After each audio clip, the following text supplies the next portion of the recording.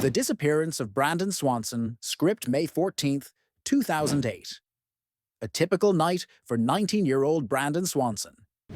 He'd been celebrating the end of his first year at Minnesota West Community and Technical College with friends. Around 1 a.m., he decided to drive home to his parents' house in Marshall, Minnesota. But Brandon never made it home. Instead, he would vanish without a trace, leaving behind one of the most baffling disappearances in modern history. At 1:54 a.m., Brandon's car went off the road near Lind, Minnesota. The vehicle wasn't severely damaged, but it was stuck in a ditch and wouldn't start. Brandon did what any teenager would do. He called his parents for help. His father, Brian Swanson, answered the phone. Brandon sounded calm, maybe a little frustrated, but not panicked. He explained that he'd driven into a ditch and needed them to come pick him up. The problem was, Brandon thought he was near Lind, but when his parents drove to where he said he was, they couldn't find him anywhere. For the next 47 minutes, Brandon stayed on the phone with his parents as they tried to locate each other. He described his surroundings: farmland, no lights, no buildings. His parents drove back and forth along the roads he described, honking their horns so he could hear them and follow the sound. Brandon decided he would walk toward what he believed was the town of Lind. He could see lights in the distance that he thought were the town's streetlights. His parents continued driving, searching desperately as they stayed connected by phone. Then, at 2:30 a.m., something happened that would haunt the Swanson family forever. Mid-sentence, Brandon suddenly exclaimed, "Oh, shit!" The line went dead. Brian immediately tried calling back.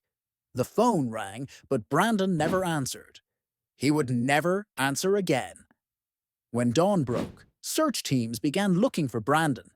What they found was shocking. Brandon's car wasn't where he thought it was at all. It was found 25 miles away from Lind, in a completely different area near the town of Taunton.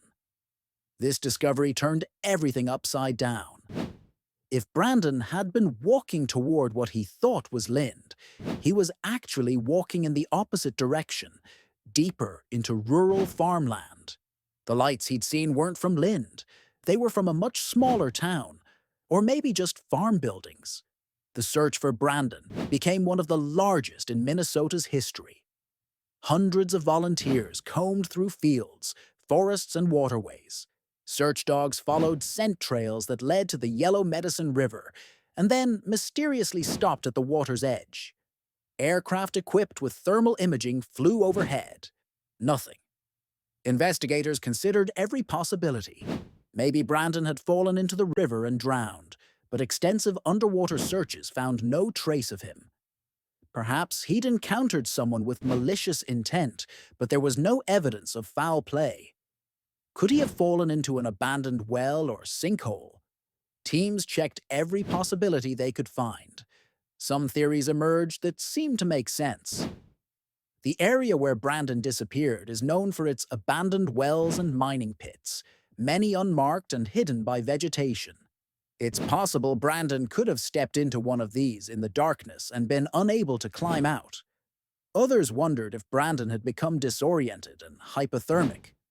May nights in Minnesota can be cold, and Brandon was wearing only a t-shirt and shorts. Hypothermia can cause confusion and poor decision-making.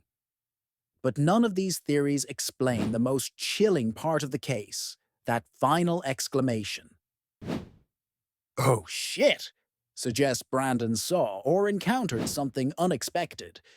It wasn't the sound of someone who had simply tripped or fallen. It sounded like someone who had suddenly realized they were in danger.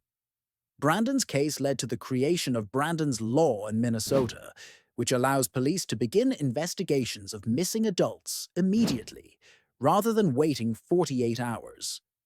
His disappearance brought national attention to the unique challenges of rural missing person cases. Today, more than 15 years later, Brandon Swanson remains missing. His parents continue to search, organize volunteer efforts, and keep his case in the public eye. They've never given up hope of finding answers. What happened in those final seconds of that phone call? What did Brandon see that made him cry out in surprise or fear? Where is Brandon Swanson? In the vast Minnesota countryside, somewhere in those dark fields, lies the answer to one of America's most perplexing disappearances. Subscribe for more real-life mystery stories.